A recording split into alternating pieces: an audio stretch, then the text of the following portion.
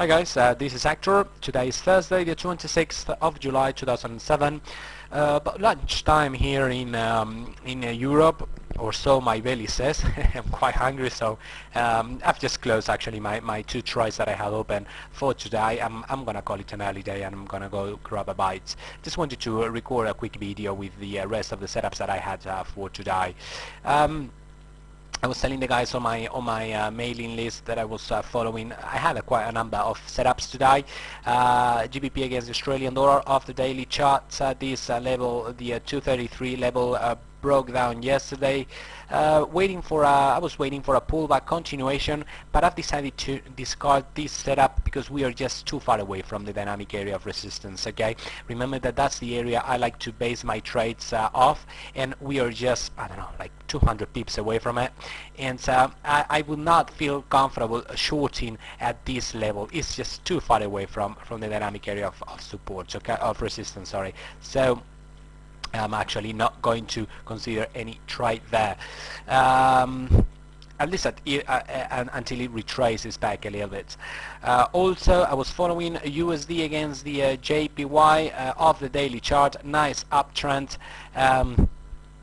Also with retracement trend line breakout, this retracement trend line. Today I was following possible long entry for a pullback, for a breakout, pullback continuation.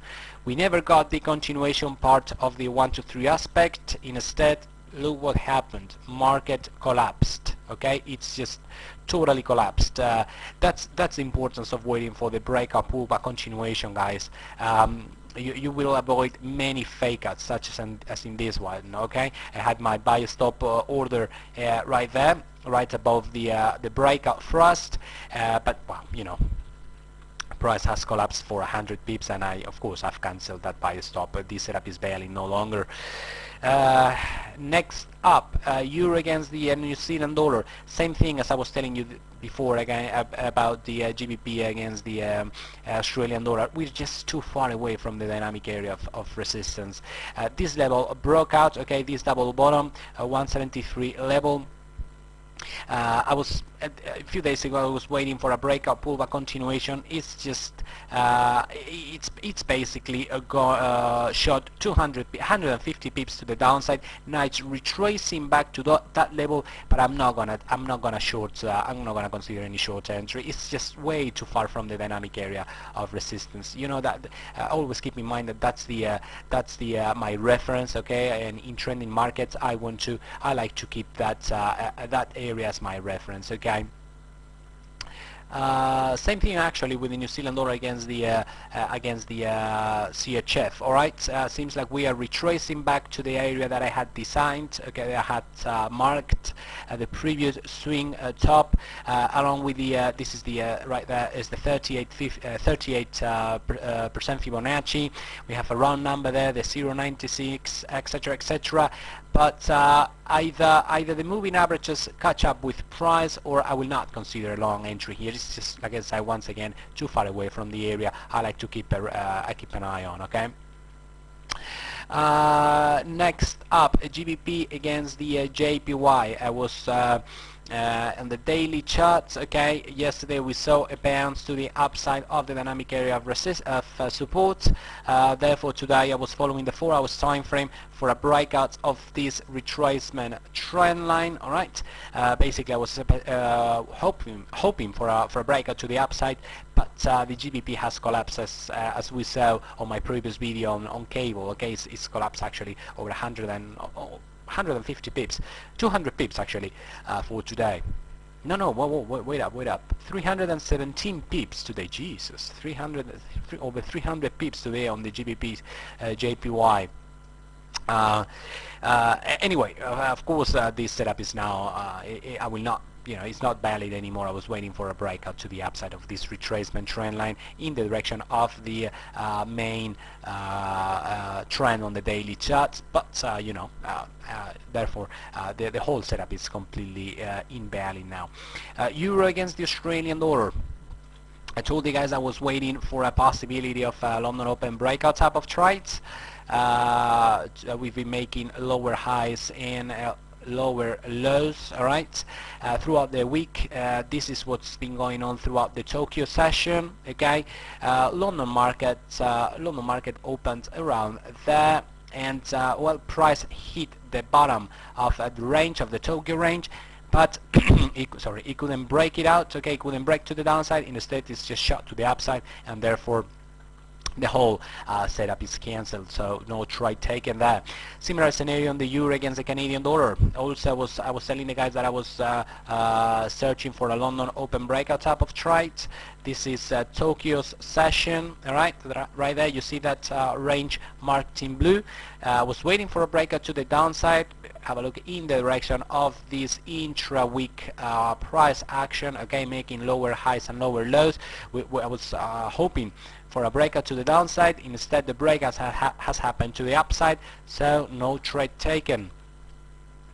CHF against the JP. No, this is a trade I just showed you before. That's the trade I took. You guys have already seen that video. Another setup: USD dollar against the American dollar of the 4 hours time frame. I was seeing a triangle. You see that triangle marked in black? Let me zoom in a little bit so you guys can see that properly. We had two opposite trend lines, okay, one downtrend and trend line and another uptrend uptrend line. I was waiting for a breakout to the upside as in the direction of the 4 hours trend, okay, as you can see there, for with those moving averages nicely pointing up. In the 1 hour time frame, we saw a breakout to the upside. Once again, as I was mentioning before, this is the importance. This is why it's so important to wait for the confirmation of the breakout, okay, breakout, pullback, continuation. Otherwise, you will get burned many times on fake outs, meaning fake breakouts. Have a look. It peeped above about 10 pips and then bang, down for another 50. Okay, that's why I always wait for breakout, pullback, continuation. Wait for the confirmation, guys. Don't try the first breakout. It's very risky. You will get eaten up by fake outs, such in this case, okay, and in the previous one that I showed you before. Next up, USD against the Canadian dollar, the loonie. I was waiting for, we have a nice downtrend as per those moving averages, okay. Also, we had some kind of a triangle which gave way to the downside, as you can see. Then yesterday retraced up to test both this downtrend line, the moving averages, the dynamic area of resistance, the counter trend line. Moreover, zooming into the 1 hour time frame, this is what's been going on throughout the Tokyo session, marked in black. So we had this channel, okay, this sideways channel. I was hoping to wait to have the breakout of this channel to the downside below the 104.00 round number, and use this breakout as my signal, okay. If we would have gotten a breakout, pullback, continuation to the downside below the 104 round number, I would have triggered a short entry, but instead, as you can see, it's a shot to the upside. The breakout has happened in the direction against the trend, okay. Once again, have a look at those moving averages clearly pointing down. The breakout has taken place to the upside, so I've taken no trade. Australian dollar against the JPY. No, this is an experiment I'm conducting right now. GBP against the American dollar. You guys have seen this trade already. It's the second trade that I've taken today. So that's about it, guys. Those are the setups that I had on my watch list. On my watch list for today, and well, to trade taking. The rest of my trade plans have gotten violated, so I took no trade on those ones. You see, that's important of having a trade plan, guys. You know exactly what you want the price to do and in what circumstances. If it does, if it breaks to the side that you are you hope it to break to, like in those trades that I took, then you take the trade as long as it's in the direction of the main trend. If the breakout takes place to the other side against the main trend, you basically remain on the sidelines, okay. You remain out of the market, and that will keep you from taking many losing trades. All right, okay, folks, bye bye.